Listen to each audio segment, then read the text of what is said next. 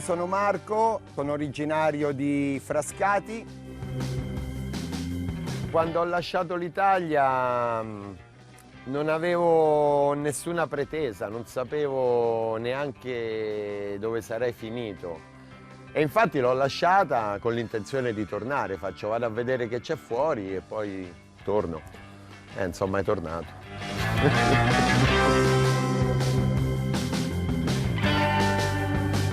Sono finito in Messico dopo aver ascoltato la canzone di Vasco Rossi, vado in Messico, vado a gonfie vele, ho preso e sono andato.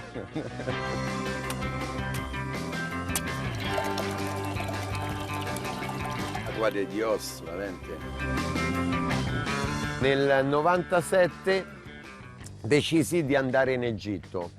Lì ho imparato a fare diving, sono diventato istruttore diving e poi dopo 3-4 anni ho lasciato l'Egitto per venire qui in Messico. Però un bel giorno a Tulum, nella spiaggia di Tulum, abbiamo visto un qualcosa mai visto prima. Abbiamo visto come un kite, un aquilone volare nel mare tra le onde.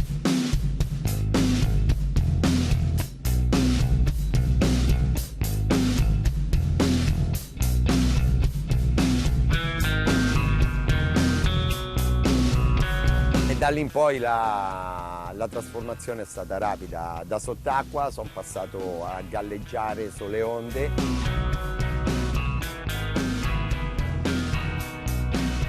Nel 2004 abbiamo deciso quindi di prendere delle attrezzature kite.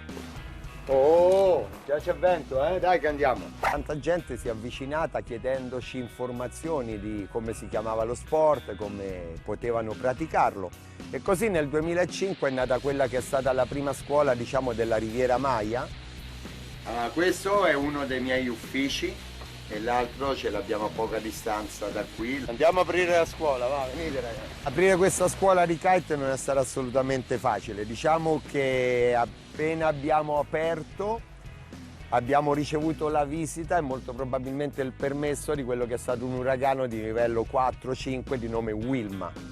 E da lì in poi è iniziata poi questa grandissima avventura che mi ha portato a scoprire un altro posto stupendo che è quello dove mi trovo ora.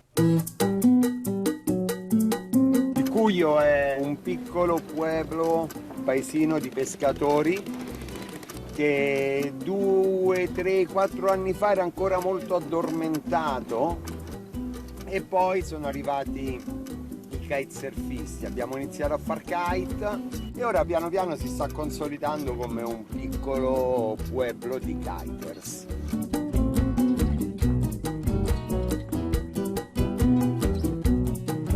Il concetto che sto portando avanti in questi anni si chiama Kite Fit, che è sport, cibo e riposo.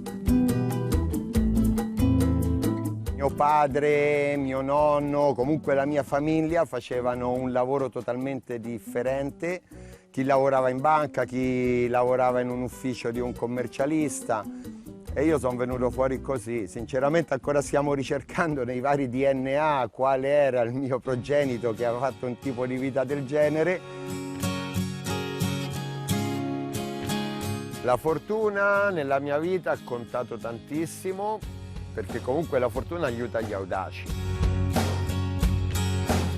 Logicamente il Messico è un posto bellissimo, però non è assolutamente facile. Uragani, tormente, che comunque fanno parte di questa esperienza, che ti formano e che proprio potendo vivere questi lati negativi tu riesci poi ad apprezzare tutti i lati positivi dell'avventura.